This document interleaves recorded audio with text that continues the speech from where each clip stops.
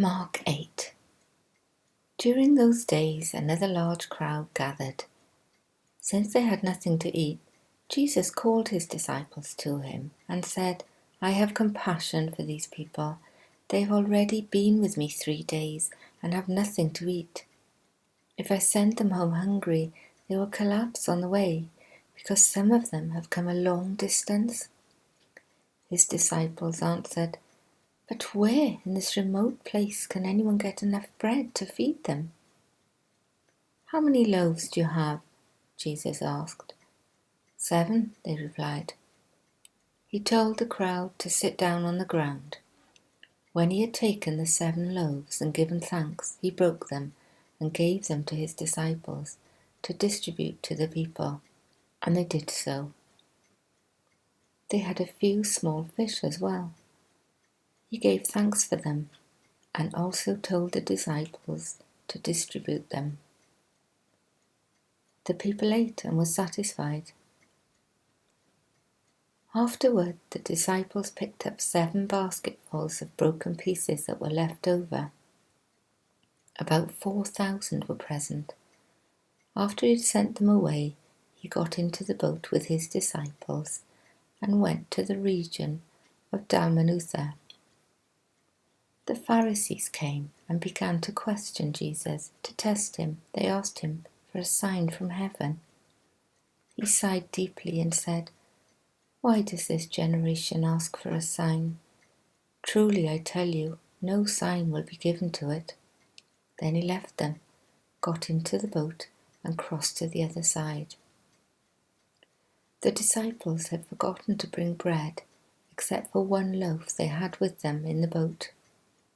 "Be careful," Jesus warned them. "Watch out for the yeast of the Pharisees and that of Herod." They discussed this with one another and said, "It is because we have no bread." Aware of their discussion, Jesus asked them, "Why are you talking about having no bread? Do you still not see or understand? Are your hearts hardened? Do you have eyes but fail to see, and ears but fail to hear? And don't you remember when I broke the 5 loaves for the 5,000, how many basketfuls of pieces did you pick up?" 12, they replied. "And when I broke the 7 loaves for the 4,000, how many basketfuls of pieces did you pick up?" 7, they answered. He said to them, "Do you still not understand?" They came to Bethsaida, and some people brought a blind man and begged Jesus to touch him. He took the blind man by the hand and led him outside the village. When he had spit on the man's eyes and put his hands on him, Jesus asked, "Do you see anything?" He looked up and said, "I see people. They look like trees walking around." Once more, Jesus put his hands on the man's eyes. Then his eyes were opened, his sight was restored, and he saw everything clearly. Jesus sent him home, saying, "Don't even go into the village."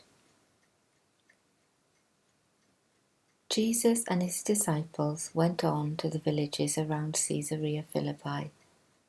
On the way, he asked them, "Who do people say I am?" They replied, "Some say John the Baptist, others say Elijah, and still others, one of the prophets." "And what about you?" he asked. "Who do you say I am?"